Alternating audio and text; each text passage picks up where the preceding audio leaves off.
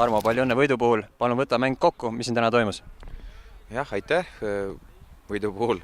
Siin toimus esimese vooru mäng, et oli selline mäng, nagu ma arvasin, et me oleme natukene praegu selle saali jalgpalliga liiga ära harjunud ja meie jaoks on väga raske selline suur jalgpalli praegu, kus me peame pikkasi distantsi läbima, et näha oli ka, et siin mängu lõpus tulid väga palju kollaseid kaarte juba selle pealt, väsimuse pealt ja otsuste kvaliteedi pealt, aga see, mille peale ma enne mängu rõhusin, et meie see ühine tahe ja see ühine motivatsioon, see täna tegelikult oli meil ikkagi selgrooks ka, et selle puhul on meestega väga rahul. Uus mees Aleksei Belov, kuidas tema debüüdiga rahul? Väga rahul. Loodan, et see Alekseil jätkub terve hooaja jooksul sellist motivatsiooni, tahet ja nahaalsust. Et ütleks, et tema puhul on selline mängija, kes tegelikult on meil kogu aeg Tarvas olnud selline üks target mäng, üks tugev target mäng, et suudab palle maha võtta, katta neid, mängida äärtel edasi.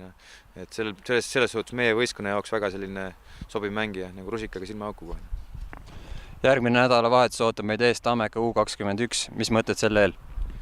Selles mõttes Tammekaga pole mitte kunagi me mänginud Tarvas, et huvitav minna ja tegelikult Tammeka, ütleme, selline mängupilt on ka väga huvitav. Olen siis eelmise aasta esiliiga B-videost mõnda vaadanud ja mingid mõtted mul on, aga praegu ei tahaks neid päris kõike veel siis avaldada.